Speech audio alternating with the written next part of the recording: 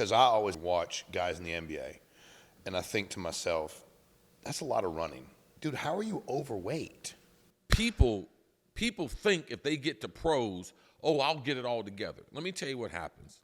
If you give a lazy guy money, you got a lazy, rich motherfucker.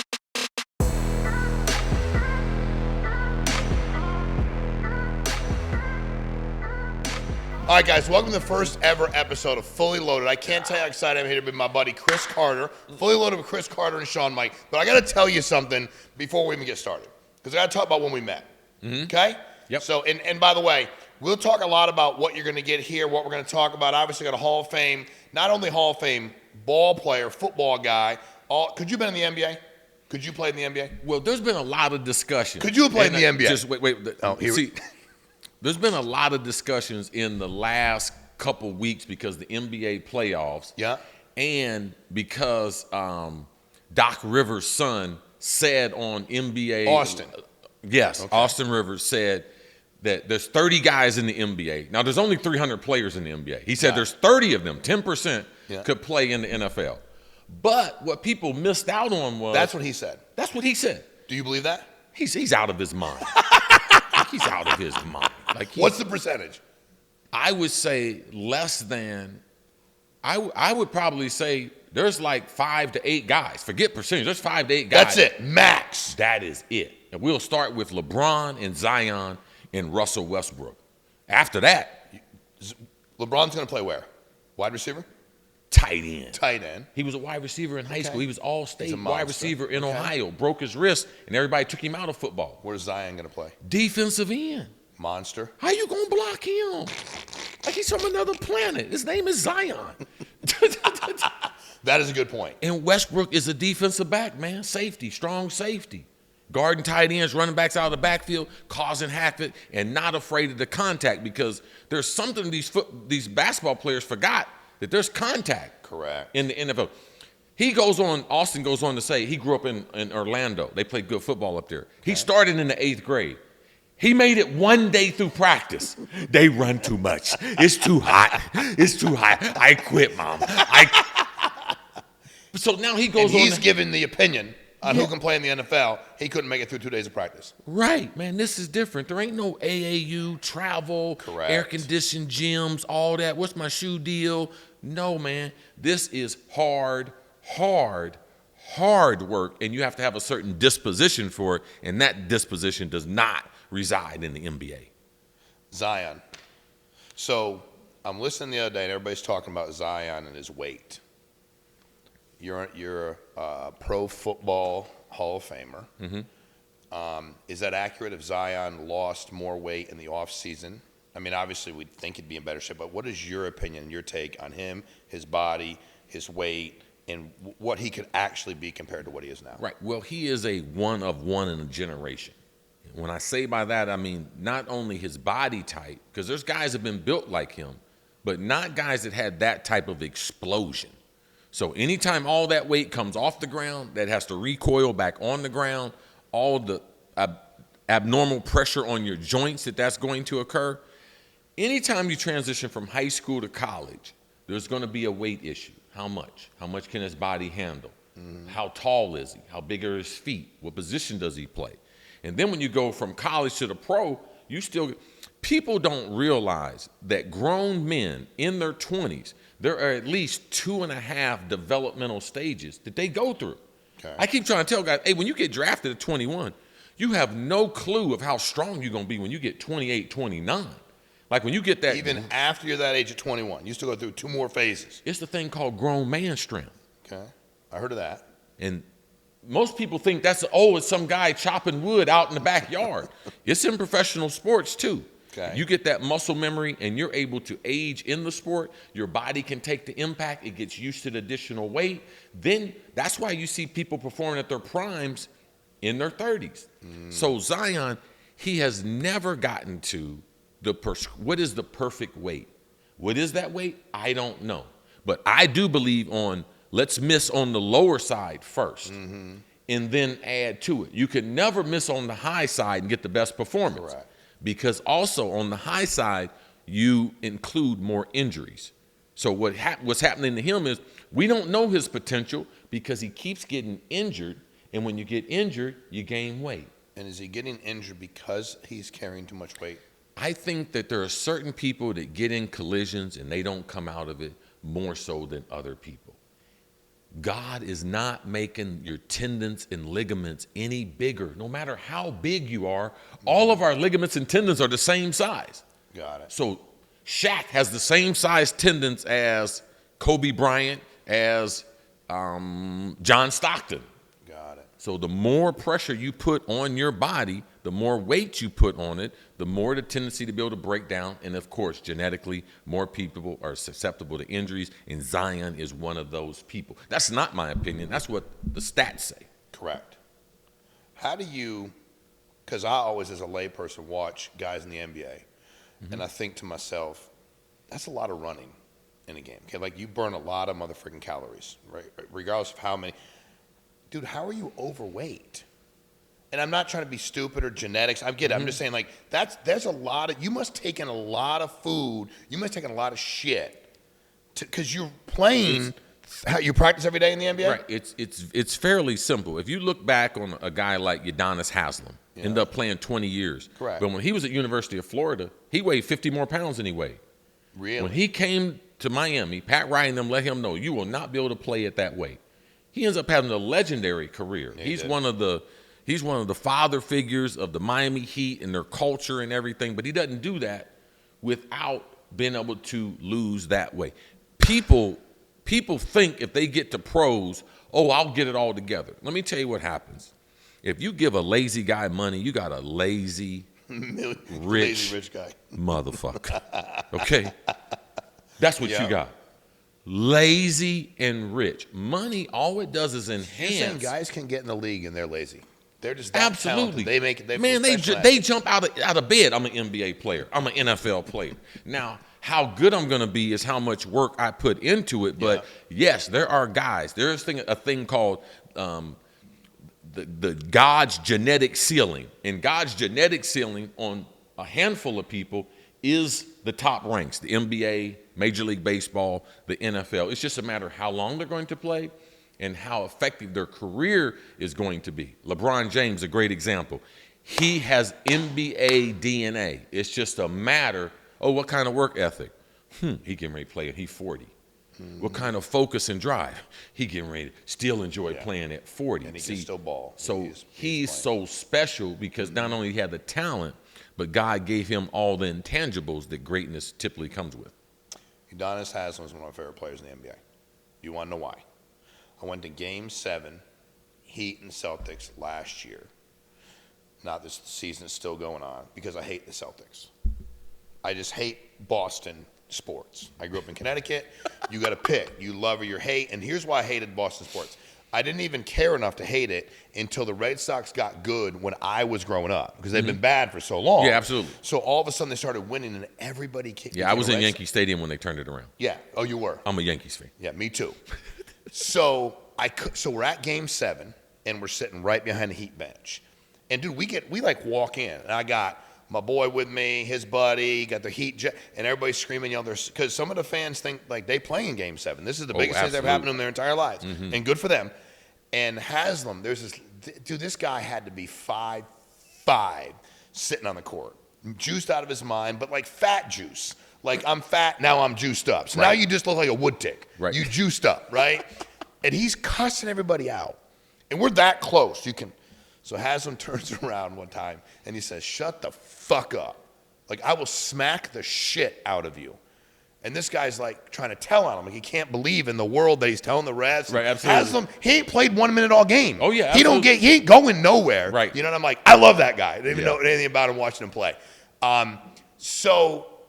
Here's a question. What percentage of the guys in the NFL, because you're saying there's a handful of dudes in the NBA that can play in the NFL. If I'm asking you to bet, over under, what percentage of the guys in the NFL could play in the NBA? It's less than 1%. It's less than 1. Oh, absolutely. But you also have 1,500 players. Correct. I understand.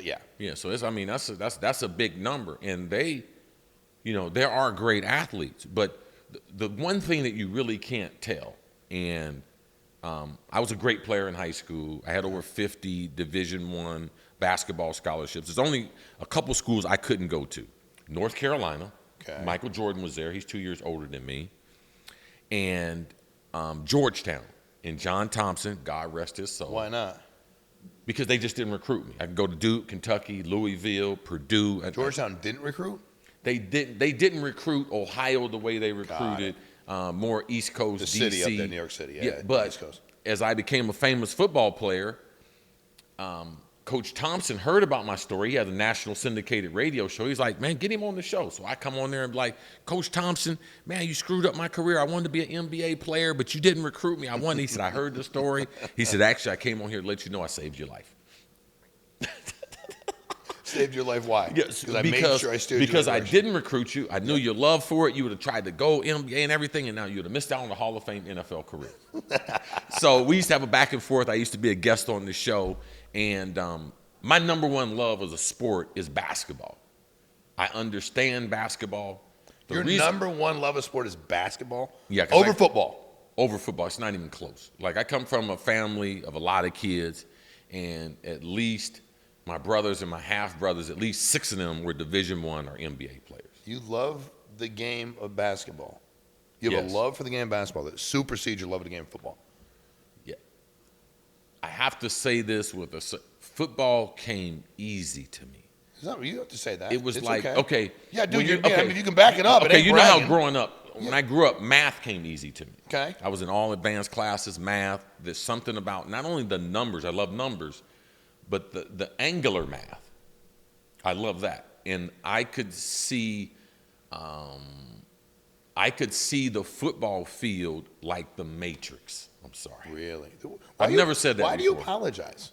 I just because I apologize to maybe people who don't understand, and I apologize maybe because I know sometimes I come from a sphere. I know people don't think about things the way I do, so I just apologize for. Just to be nice. Do you from really where mean I- it when you apologize? I say it in a way that I'm trying to draw more people to Correct. the information. Understood. And I do realize that people aren't going to understand. Like, it was if I had Picasso here and he began to paint, he would have to break it down for elementary for me to be able to understand. So a lot of times when I talk to the public and I talk to sports fans, I talk in a language that they can understand. I don't want to ever talk over their head. But if you see it like the Matrix, means it was slow motion, like to you, you just got it. If you see it that way, that means that, and as long as you can explain it to me in terms I understand, which you always do, by the way, because you don't tend to, with anybody you talk to, I've watched you enough now, because what you'll never know, here's something athletically you'll never know that I know. You'll never know what it feels like to be great, good, oh shit, I ain't that good. Because the rest of us play ball, we grow up, everybody's going to go ahead and play at all these high levels. And God bless him. The good thing about my father, who was a mean motherfucker, dude, he never told me I was any good, no matter what I did. He'd be like, you were 9 for 10. What happened the last time? I'm thinking, what the fuck, you've been drinking the whole game out of your red cooler. You know what I mean? But that's how I was, which is partly what made me who I am. Right. But one of the hardest things as you grow up, whether it's intellectually, business, athletic, but athletically you can't control. Like, the game of football came easy to me until people got really fucking fast. And then the funnel, right? You're in high school, and then people get to college, and you're like, oh shit, like, these guys are really good. So you'll never know that feeling. Well, Unless you did another sport. well, Because I both could- baseball, basketball, and football, you're recruited, by everybody. Right. Well, this is the thing. And to really be an effective leader, to be an effective entrepreneur, to be an effective coach, you have to always be trying to analyze yourself. Now, as an athlete, yeah, you're correct. You're 1,000% correct. I've always been successful at a very, very high level. But a lot of my human development has come from me analyzing the human Chris, and that dude is fucking average at a lot of stuff, man. and I'm getting better. My wife, I'm telling you, man, my wife is amazing. But my wife told me something yesterday, and then after she said, we were just sitting in the pool, Mother's Day, 4 hours, just whatever you want to do. And she said, you know, when I married you, damn, I fell in love with that athlete. That dude's a fucking beast. She said, some of your other affairs, you show up, but you don't bring the athlete with you. Mm-hmm. And she said, in some of these areas, in every area that you don't bring the athlete and the mentality, she said, I'm not saying this to hurt your feelings, but I look at that because I see you and I know what you can do. I look at you as being average or lazy in those areas. I was like, oh my God. She was like, I don't know where that came from. I don't know where it came from.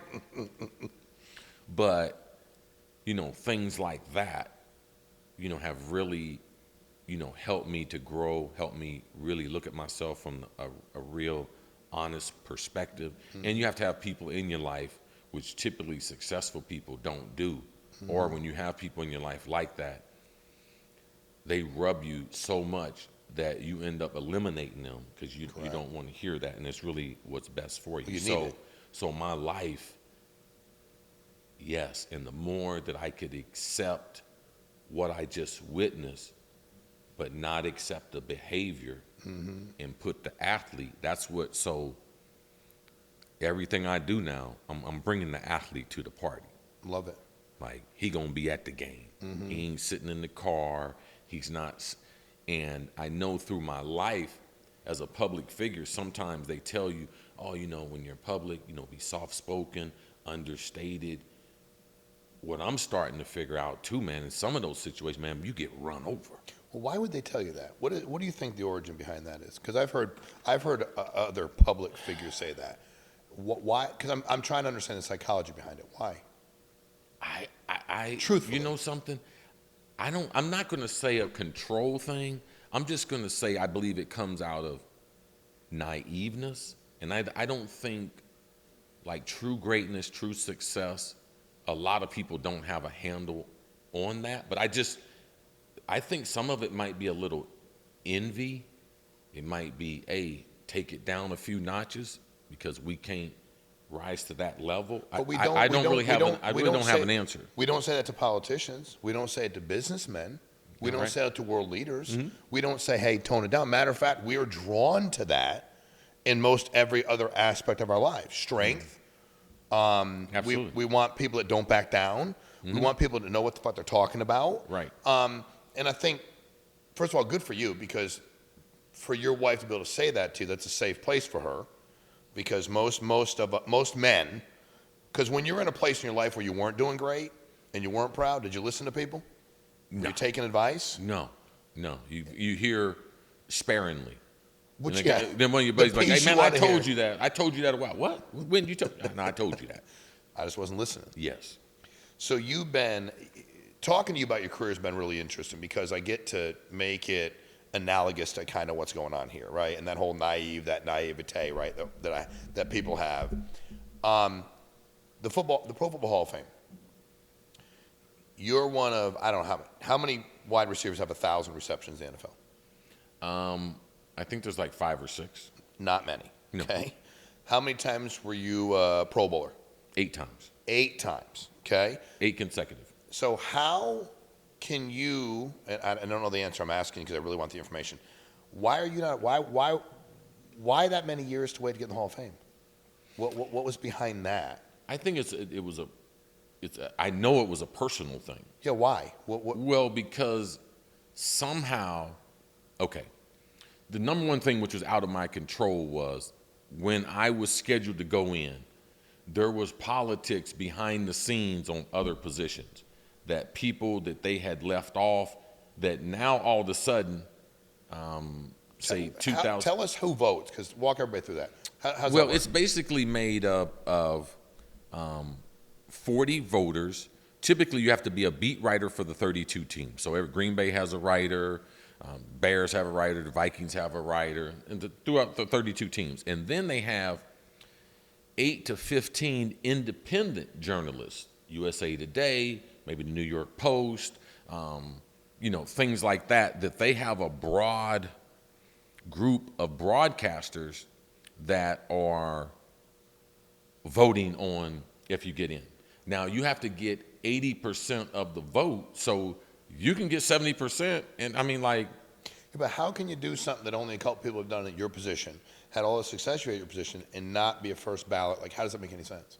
Well, that part is never going to make sense, but you're just at the mercy of the committee, and you're always hoping that the committee, and meeting with the committee and stuff afterwards, because I was very bitter because there's no one in the history of the Hall of Fame that had numbers like mine. That didn't get it? No. And was not an immediate first ballot Hall of Correct. Famer.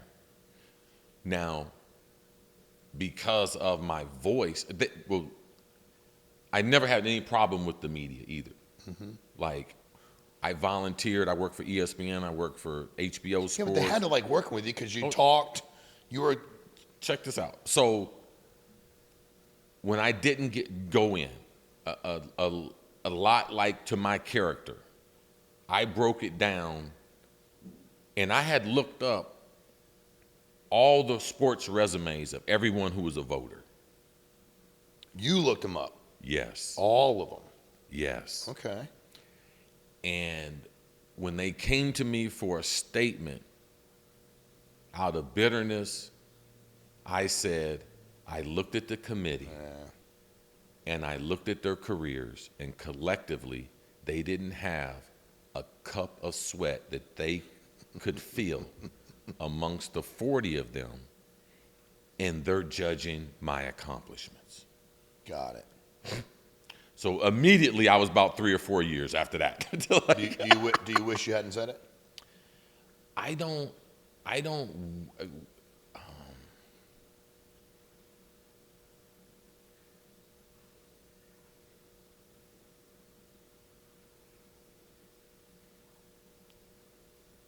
No, I don't regret it at all. And first of all, there's no one in the history of the NFL that's ever had my career. There is no one in a 12-year span who caught more passes, more touchdowns than me. Correct. There was also someone that was one positive test away from being banned from the NFL that turned their life around and became a spokesperson for the NFL and all the other guys that have struggled with substance abuse. Not ever in the history had any of these things happen. I didn't make the Pro Bowl until my 7th year. The average NFL career is 3.5 years. You didn't make a Pro Bowl the first 6 years? Yeah, guess what? And then guess what I did, Sean? Every year. Let's go 7. Let's go year 8, year 9, year 10, 11, 12, 13, 14. And when did you get sober? 1990. September 19th on a Friday after 2 Long Island iced teas. After 2 of them. 2. Well, the first one, that first one, I Long know Island I iced do, tea. believe me. That's like Gatorade. Believe me, I do know. Now get me a Long Island iced tea, bro, and let me mix it up and sip on it. So what happened that day?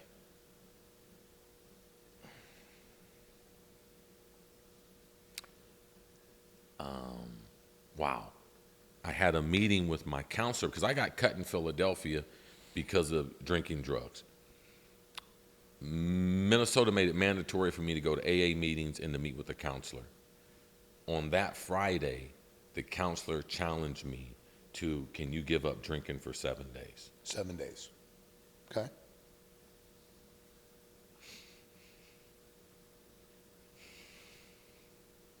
And I'm still trying, man. Yeah. And it's been good. But I'm still trying. I still talk to that lady, Betty Trilogy. I'm still trying. Haven't had one drink since then. Haven't had any cocaine since then. So that was a hell of a day. And every day I'm still chasing that day. in that commitment. So, to me, I can't change what happened, and I can't change my story. And the number one thing that I told the voters, I'm not going to apologize for my greatness. I'm not going to apologize for what I did. I'm not going to apologize for the records that I broke. I'm not going to apologize for that. So do what you must. So they held me out for 4 years.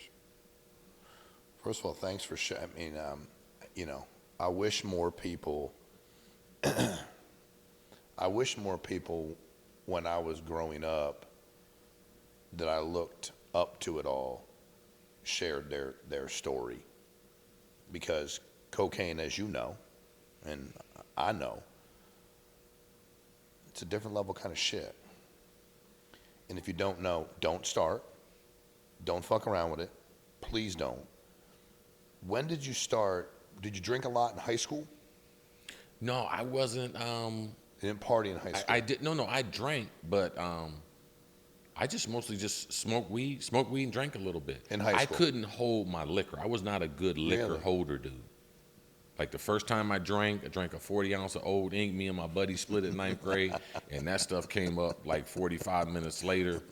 And I was just never good at it. I was just fortunate that, my counselor told me, you have a very, very high bottom.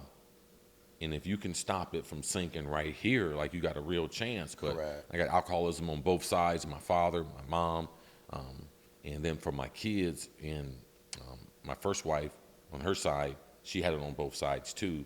Yeah. So she described it to me, my genealogy, the only way that my kids would ever have a chance is if I stopped it. Good for you.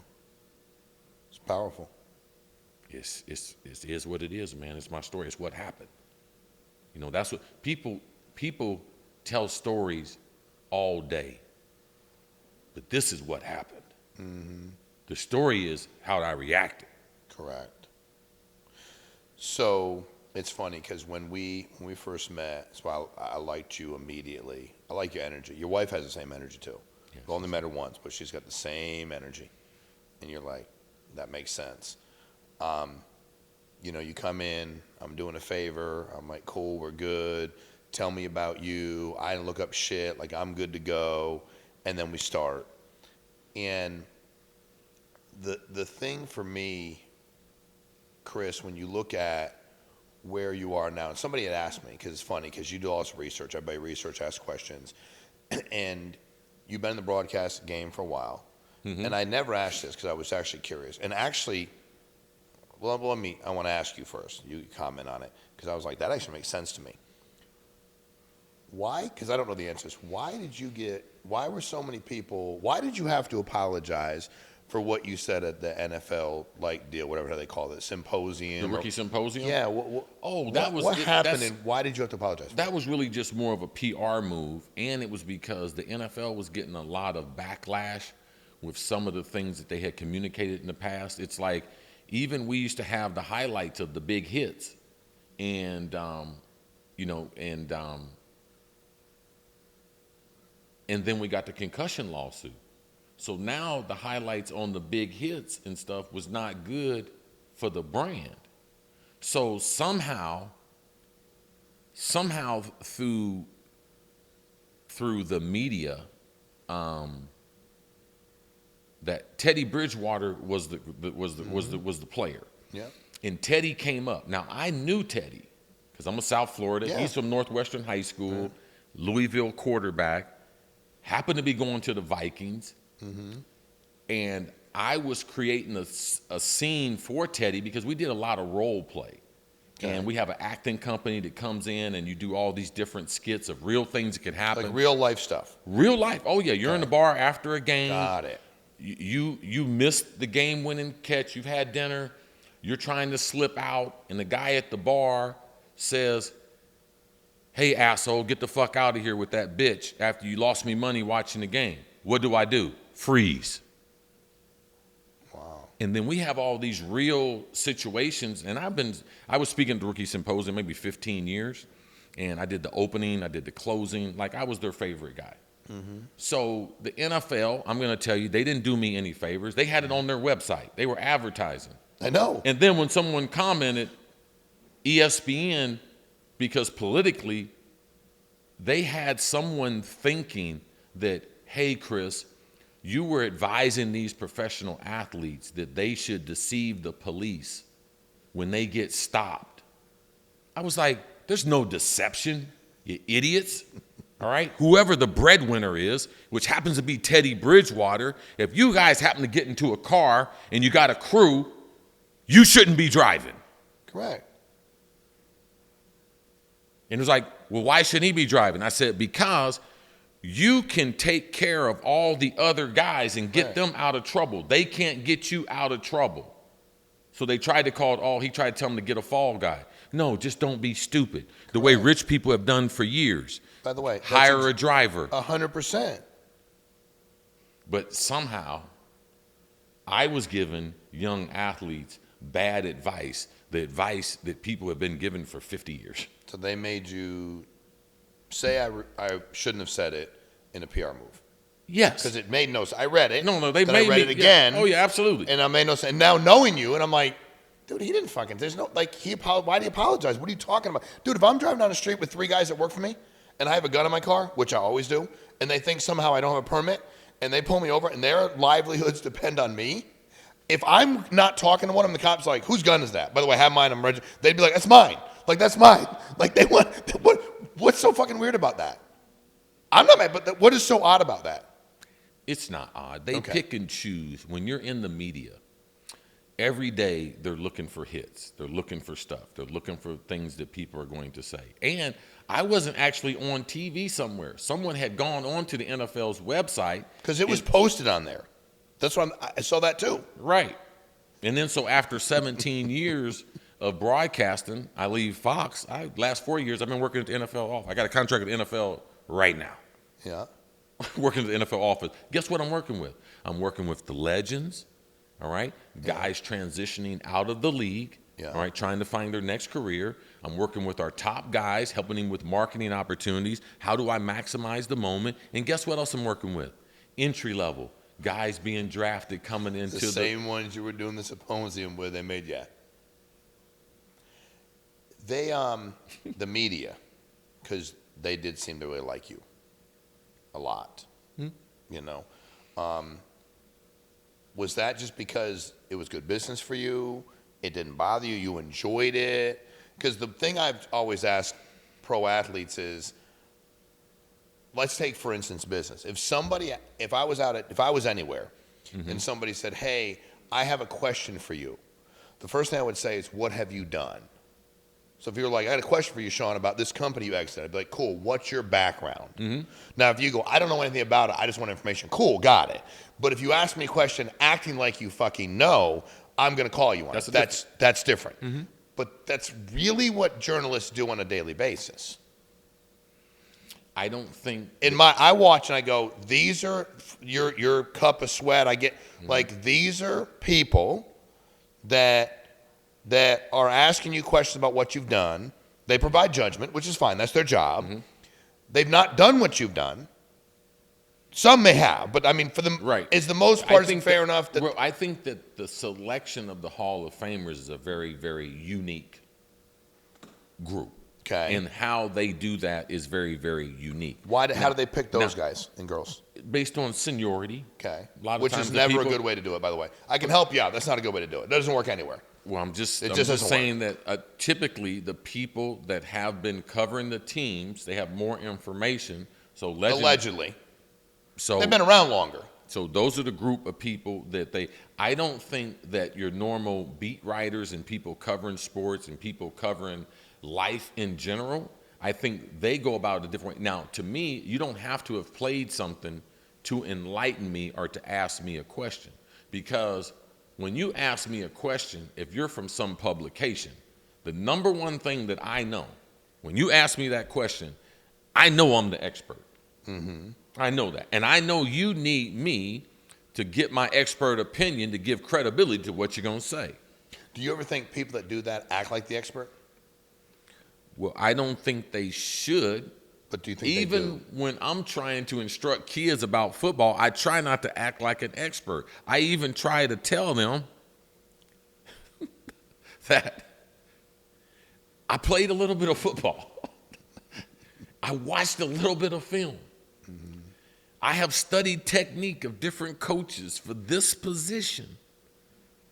I try to plead with them that they would know that I'm an expert at this. And how you go about doing that is very, very different, and how people accept and neglect that information is very, very different. But I put people even higher than where they are if I have agreed to do this. Like if I'm sitting down, I've agreed to do this. They need a certain amount of juice. Got it. So I'm going to give it to them, but they're not going to be able to get the wine from me, because I don't believe they're going to have the knowledge to get me to the spots. To me, you got to push me to push. I'm not talking just to be talking. There's a lot of people doing podcasts, doing broadcasts on TV. They just talk to be talking. I'm trying to deliver a message. I'm trying to explain my point of view on why something happened. I don't just enjoy talking. Like I do believe. You want to accomplish something.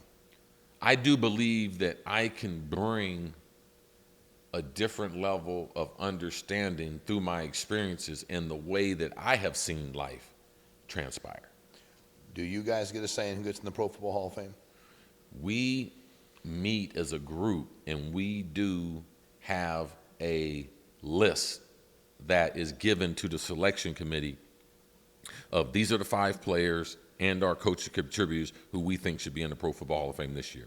And then also, which they've changed over the last few years, we have 2 active Hall of Famers in the room. We never had that before. Active. That are participating in the conversations. Okay. So you never had that before? No, we've had that the last 5 years or so, yeah, or more, yeah.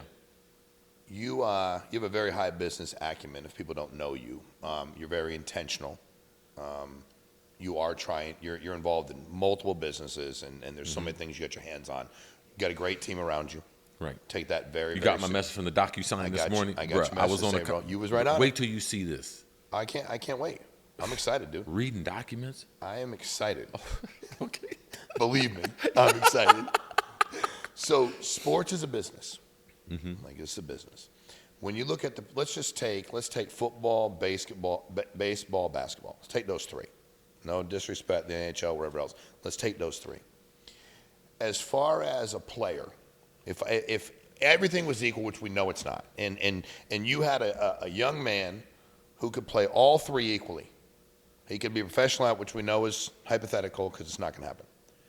And you said, if I said, Chris, what's the best professional opportunity in those 3 sports? Where would you want your son, your nephew to go? Which one and why? Wow, that's a great question. I would probably say that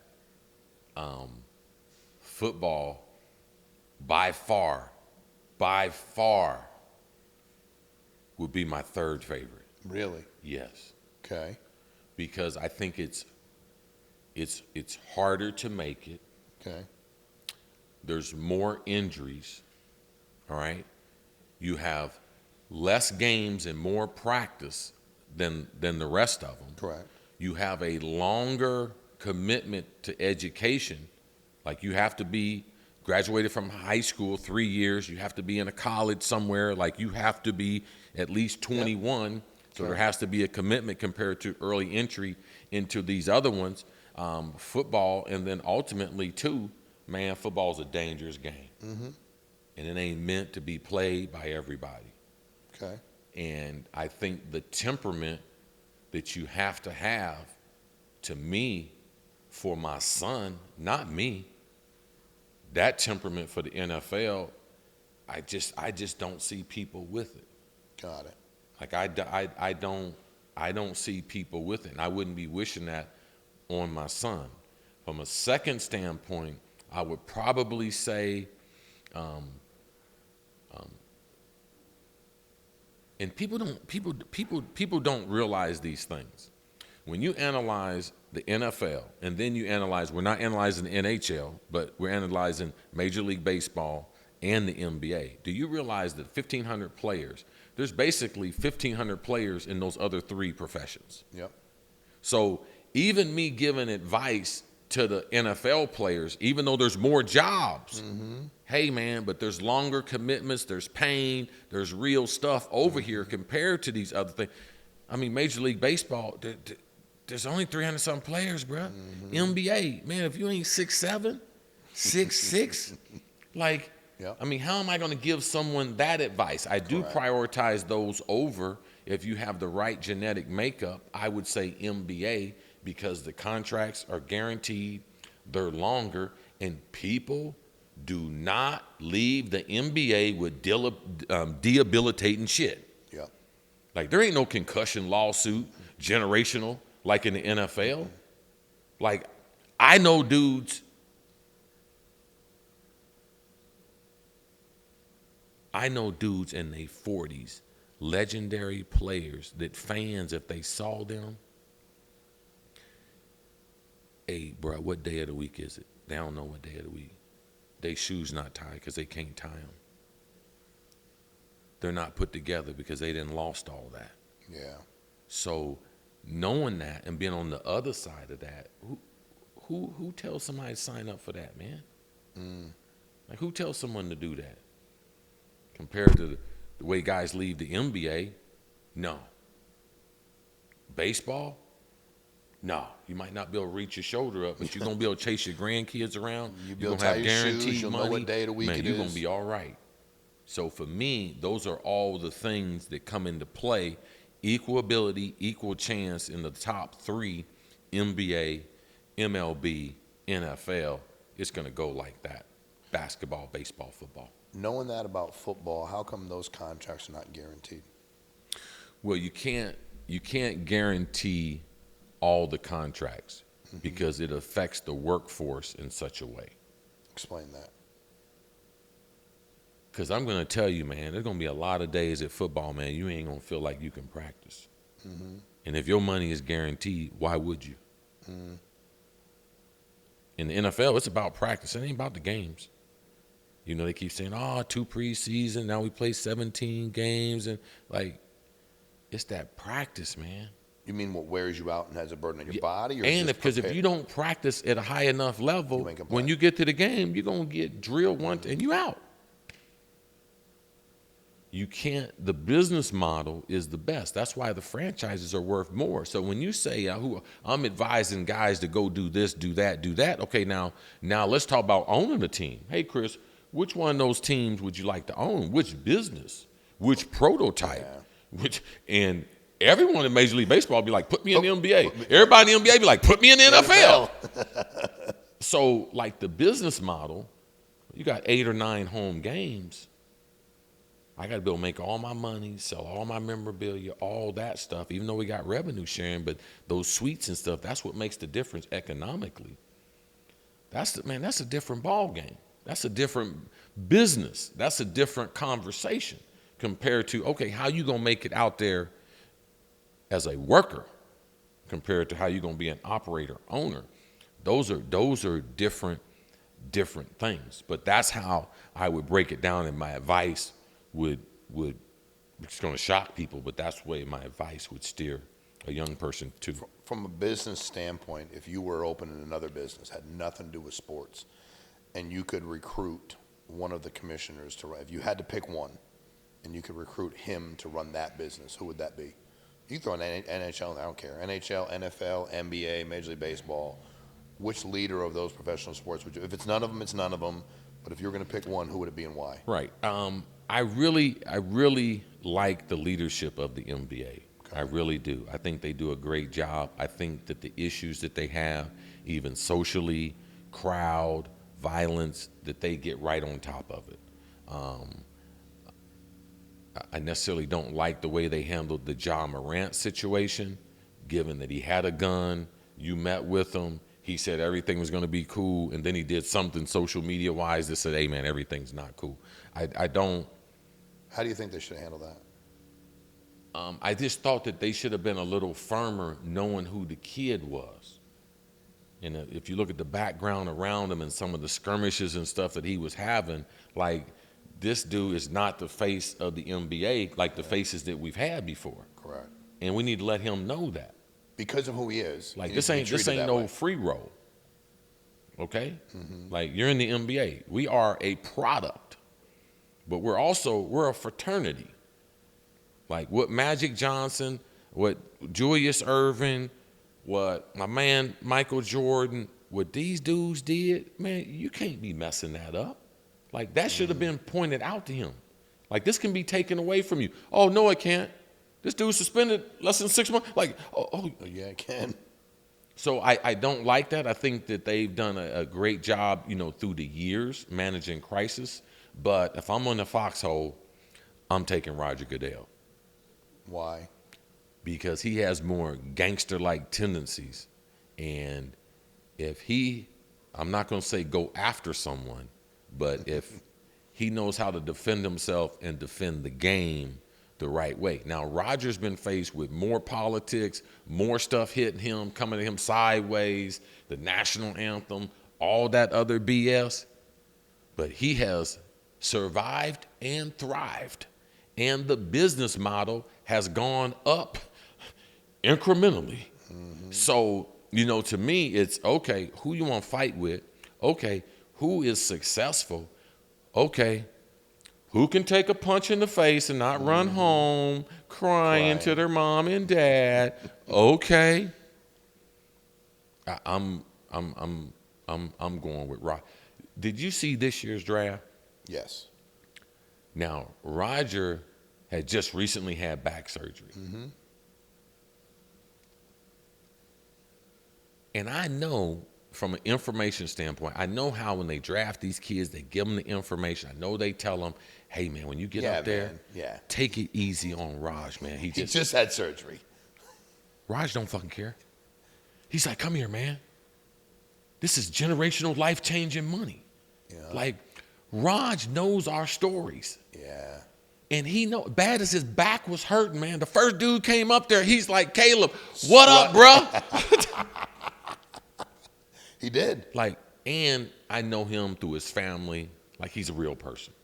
And when real stuff happens to our guys,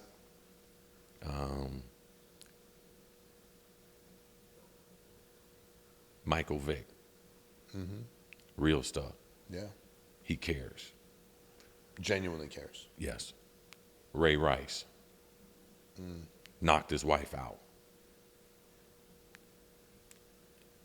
I know people will criticize how the league handled it, but I know Roger cared. In other instances, I've been able to see that caring part that they don't write articles about that. So being behind the scenes, seeing the state of the game, how high it's come up, the rule changes, the adjustments, everything like that. If we're going to fight a fight, Roger Goodell going to have to be with us. We're going to talk every week about shit that will entertain you but enlighten you and make a difference in your life, because what you bring is different and everybody's going to hear it. And I appreciate y'all for jumping on Fully Loaded. Like, subscribe, share. If you like this pod, we're going to drop a link to another one. You got to get on there. Send it to your friends. Send everybody you know. Help us out. Chris, I love you. I appreciate you. I'm back. I know you are. Oh, he's back in case you didn't want to know. So every week, we'll see y'all soon. Appreciate you.